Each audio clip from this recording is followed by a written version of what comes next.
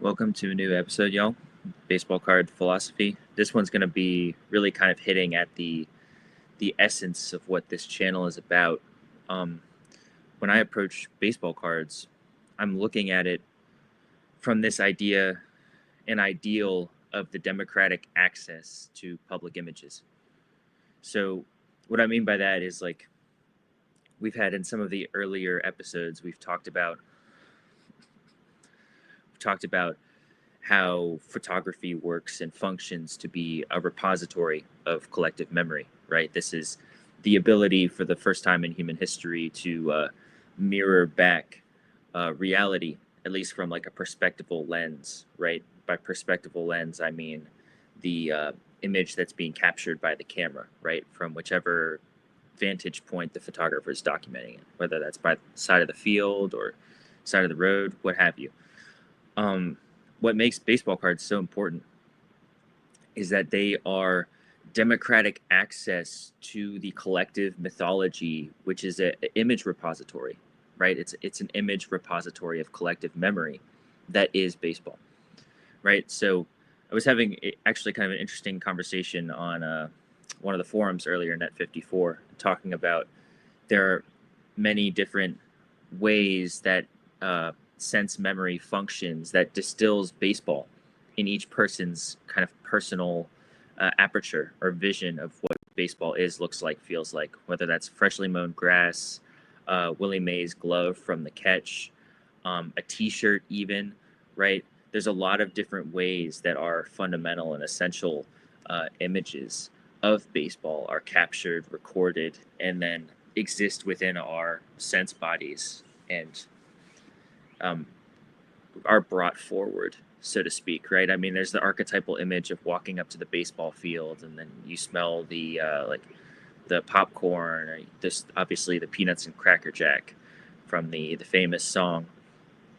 Um, Obviously, right when they're watering the grass before the game or the national anthem. There's a lot of different sense memories that constitute the experience of baseball itself, including the act of playing, right? I mean, the uniforms, etc. So it's a very rich ground to build collective mythology and collective experience and storytelling. And I included the Satchel Paige here because we already had a discussion on Satchel Paige. I mean, he's got to be my favorite player for so many reasons. But it's a really great way to talk about the essential mythological images of baseball and how the baseball card exists as a way to democratically share, express, and commune with that, right? So this painting of Satchel Paige from the 53 Topps set is just it's an excellent example of creating the character, ethos, and essence of baseball, distilling it and imbuing it in images, as in like an icon or iconography, as you can see here, right? This picture of Satchel Paige, there's so much energy and weight of emotion in his expression here. It's almost like a wistful looking out into the distance, right? I mean, um, the background is really strange too. There's like this building. It's kind of this nondescript. It almost looks like a practice field or some sort of like archetypal sandlot, right? Um, Obviously, he had a very brief major league career, but just an incredibly rich Negro Leagues career. Um, and I mean, he even went down into South America. And I think he played for like a dictator at one point on one of his baseball teams. Right? There's just such a richness to his legacy, and capturing that and distilling that in an image is so much of what the task of the baseball card is. Especially the early baseball card. I focus on the vintage baseball card, usually pre-war, but in this case, just barely post-war. Right? The Jackie Robinson, it's card number 1 in the 53 Topps set, is also a great example of this. Because the democratic image, how it functions in baseball, is to let people into the game, right? And so much of what baseball cards is around is ownership and possession, right? And so you're making this image, this iconography, democratically accessible, available, possessible, ownable, right? I mean, obviously, this card has become much more expensive in recent years, but this is something that you would purchase and rip open out of a pack of cards back in the 50s for some change, right? I mean, a little, just like a little more than some change, but we could pull up the exact numbers. It's not crazy. This is what the work of baseball cards is to me. Again, philosophically and metaphysically speaking, it's to provide access, a gateway, a window into the game. And as these cards age, right, they were flipped, they were traded, they were put in tire spokes of bikes by kids. As they age, they're imbued with even deeper significance because they become the actual artifacts of the game itself. They become what remains of the history of baseball, right? These are relics that actually give us insight into how the game was perceived, played, and the actual culture of baseball at the time itself, right? Everything from the design choices to the wear that's on them, right? The way they were handled or exhibited. So this is kind of my essential core thesis of the channel. I kind of wrote it down here, is that baseball cards are the true democratic institution of the public image as history. So I could break that down for you, right? I think baseball cards are the true democratic institution of the public image as history. What that means is these cards historically, right? I mean, especially the candy cards and the tobacco cards, they were created as some of them were marketing tools, right? All of them really up until Topps, Bowman, to sell products, really, right? But they become in this strange way due to the popularity of baseball. They actually create the ability of the consumer who's purchasing this product to participate in this cultural unfolding in a way that you take something with you, right? So much of what I think is so important, actually, at a deeper level about artifacts and about history, is objects, right? Material. Historical materials speak, right? I mean, something like this Satchel Paige card here speaks volumes, and it's not because it's perfect, right? I mean, if we just take a deeper look at this is by no means a perfect card, right? I mean, the wear on it, it looks like it's been through like a sandstorm or something, right? I mean, it's like the dust of history that is upon it. And this is so much of what makes relics and artifacts in coalition with baseball history so interesting, is that they are possessible, I suppose. Right? I mean, something like this, the 53 Topps Satchel Paige, this is probably, in my opinion, the most important card in baseball history for so many reasons. I mean, there are other Satchel Paige cards, including his rookie card. You get the Bowmans and the Leafs. It's just, it encapsulates him. It's like a way of his essence and legacy to persist, and it persists in a way that there are a fair bit of these cards, right? I don't think there's like a shortage of the 53 Topps Satchel Paige, but it's a way of honoring his legacy, right? The way that this is painted. It's very difficult to actually discuss and sum up, but it's such a human portrait of him, and the look that's on his face. It's like the presence here. There's another really great one. I suppose I will show it to you. That also gets at what I'm talking about. We talked about the 53 Jackie, but I kind of just want to create a diversity here of what we're showing. It's a painting by Graig Kriendler of Cy Young.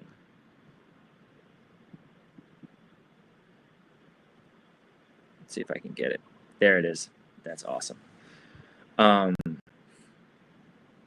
The difference here, right? I mean, obviously, this is just a fantastic painting of Cy Young, and it takes the original photo and imbues it with like several layers of emotional depth that the original photo just doesn't capture in grayscale. Because this is obviously a black and white photo from the early 1900s. this is a one. This is a painting, right? I mean, there's one painting of this, so it's obviously owned by one person.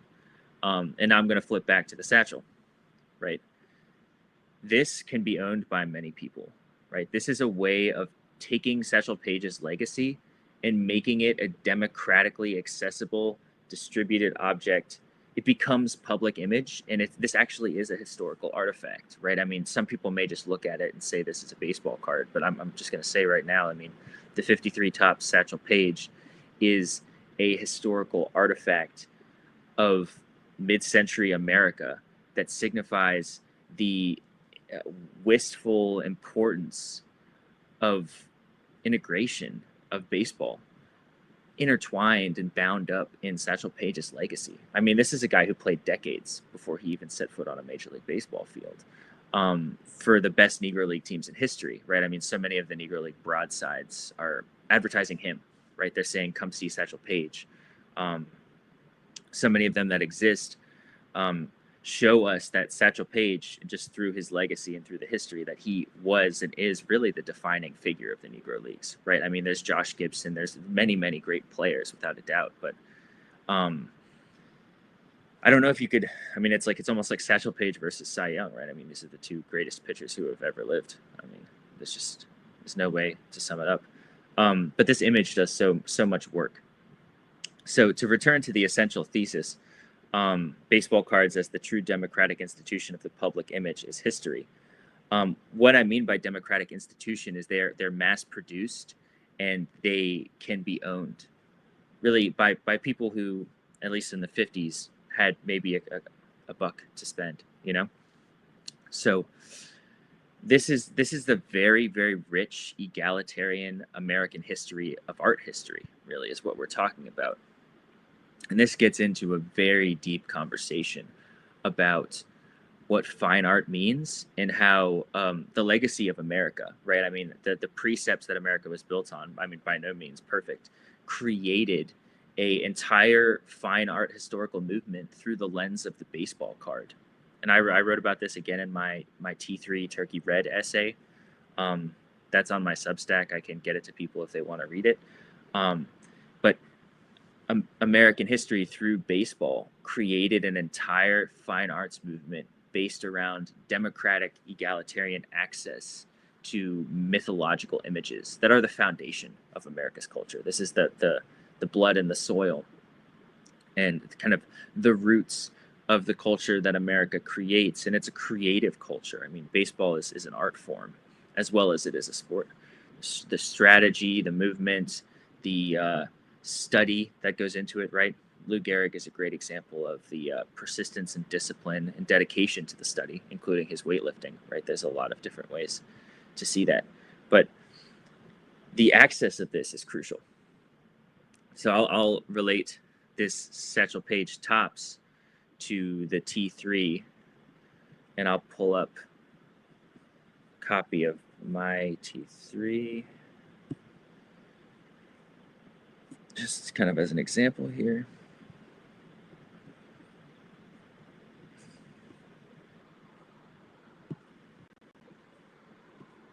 See if I can find it. Yeah, there it is. So the T3 really to me is kind of the origin, the starting place of this movement.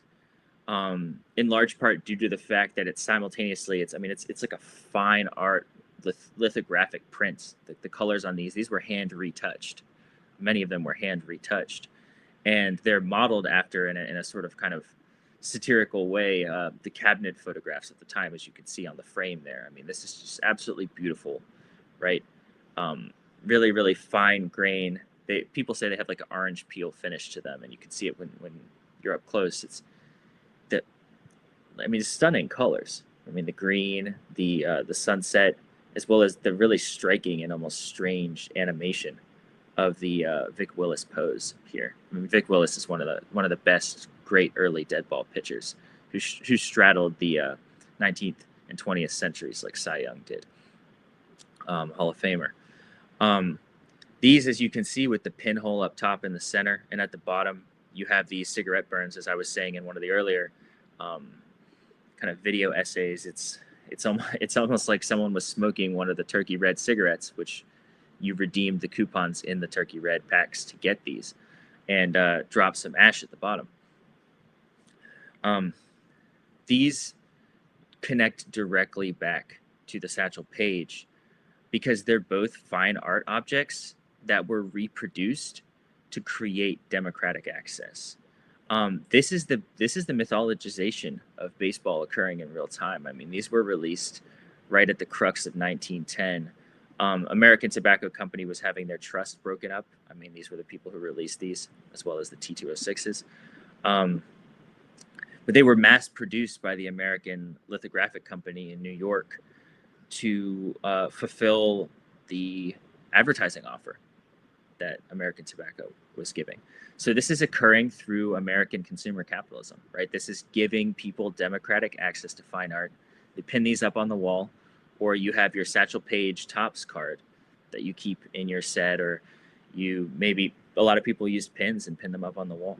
This is the legacy of American fine art that's occurring on the ground, right? This is not highfalutin in the galleries for whatever thousands of dollars, millions of dollars. This is occurring through baseball card packs, through cigarette redemptions in real time. This is the American history of democratic fine art being created on the ground, right? This is what baseball cards really represent. So it's very, very deep, very profound thing that's happening here. And this is happening through American consumer capitalism of like basic material goods, whether it's candy, whether it's tobacco, whether it's just baseball cards and packs at a gas station. So it bypasses so much of what we normally consider art history, including the institutions, canons, etc., and gets us straight into the real kind of meat and potatoes of what's important. So there's your kind of basic thesis of the channel. I think for the next one or one of these soon, I'll kind of go into the methods of lithographic printing. I mean, I've already written about this stuff, but I figure, you can just bring it in casually into the video essays to help create context of just how profound this is. I'll do a quick intro to it, I think, here, because I mean, I can just put a couple more minutes in this. The thing here to note is that the early caramel and tobacco cards are going to be the best way to observe this. So I'll pull a real close-up example here. As you can see, right, this is a Billy Sullivan T206, one of the best dead ball era catchers that there was, right? I mean, just widely renowned, caught Ed Walsh on the White Sox, was part of the hitless wonders, who won the World Series in 1906 against the Cubs, that crosstown World Series. What you see here, right, with this dot matrix style printing, this is really the first technological example through industrial lithography, right? These are mass-produced images, right? These are being printed with machines, lithographic machines, using a halftone dot matrix. You see the reds and the oranges and even the white dots in here. This is really the first example. Like 100 years later, this becomes the pixel, right? These handheld baseball cards are the initial matrix of machine technology to produce images that creates the smartphone, right? Which is the handheld computer using pixelated light codes, right? I can get a lot deeper into this, but I think this is just a good intro. And I'll bring it back to the Satchel Paige, right? Because what it's really about at the end of the day is using images to make myth, right? And myth-making images. The essence of culture, right? Historically, you can look at the Greeks. You can look, I mean, anywhere, right? You can look at Chinese mythology. You can look at the different mythology of African tribes and cultures. You can look at the Aztecs and the Mayans. Myths, which form the foundation and basis of civilization and culture, are made using images. And the American mythology, I think at the deepest level, right, during the absolute height of America, is the baseball image, right? And this is really it's an interesting example because it's unmediated by I don't know how to describe it, unmediated by concepts. Whereas you have these kind of battles of gods and demons and a lot of these different cultures. In American civilization, you have the baseball field, right? And you have these mythological figures like Cy Young or Satchel Paige, Christy Mathewson as the American Golden Boy or whatever, you name it. It's such a rich ground. So we'll get into this more later. Just kind of dropping this intro in. Good talking with you. See you on the next one.